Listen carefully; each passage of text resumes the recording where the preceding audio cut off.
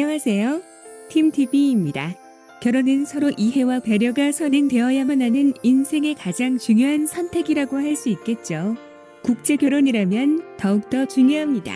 개인 간의 다른 점도 있을 텐데 국제 결혼이라면 많은 것들이 다르겠죠.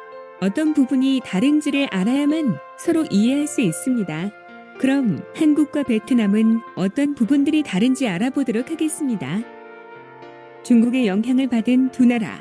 먼저 역사적으로 한국과 베트남은 중국의 영향을 받고 한자를 이용하기도 하였습니다.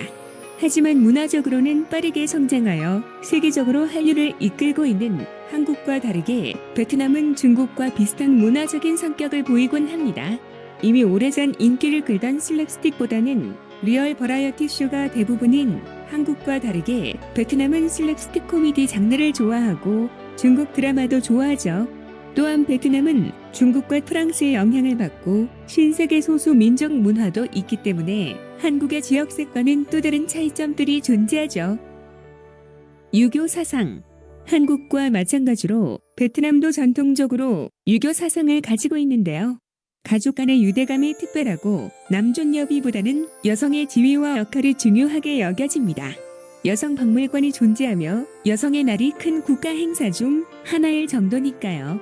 물론 전쟁 이후 성비 불균형으로 인한 남아선호 사상이 남아있기도 합니다. 어린 세대에서는 현재 남성이 더 많기 때문에 국제 결혼을 하는 여성들이 적어질 수 있습니다. 일과 개인 시간의 분리. 베트남인들의 직업과는 한국과 다릅니다. 일이 개인 시간을 침범해서는 안 되죠. 베트남뿐만 아니라 동남아 사람들은 하루 벌어 하루 행복하게 사는 것을 선호합니다. 가능한 빨리 해야 하고 야근도 자주 하고 눈치 보며 퇴근해야 하는 한국과 다릅니다. 물론 베트남 사람들도 한국인들이 엄청 바쁘게 살아간다는 것을 알고는 있지만 왜 그렇게까지 하는지에 대해선 잘 이해하지 못합니다. 또한 국제 결혼 후 남편이 야근으로 집에 늦게 오는 부분도 잘 설명해 주어야만 하죠. 서로 다른 문화 중 대표적인 예시라고 할 수 있습니다.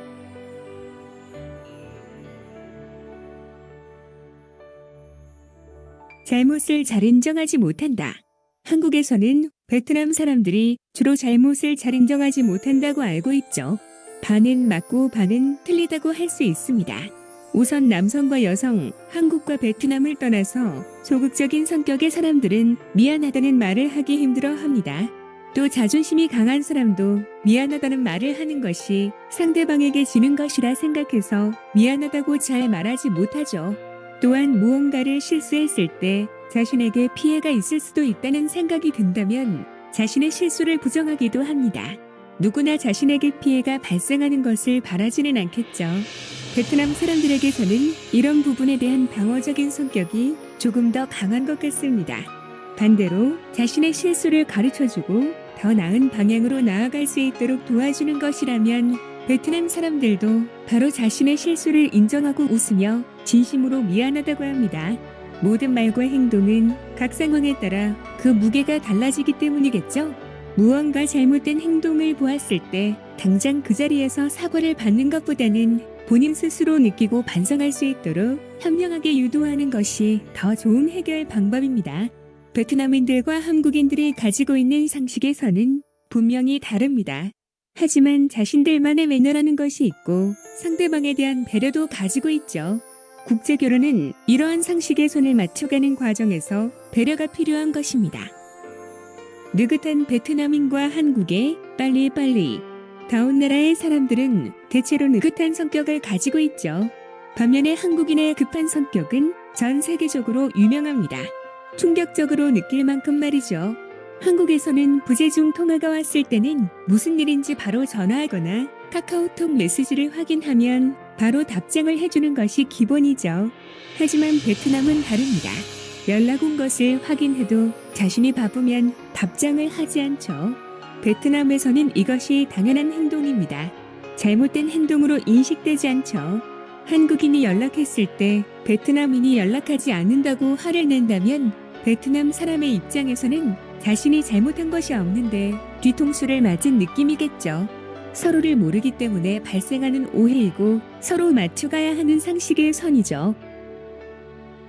서로 다른 사람들이 만나 평생을 약속하는 결혼은 평생을 서로에게 맞춰가는 과정입니다.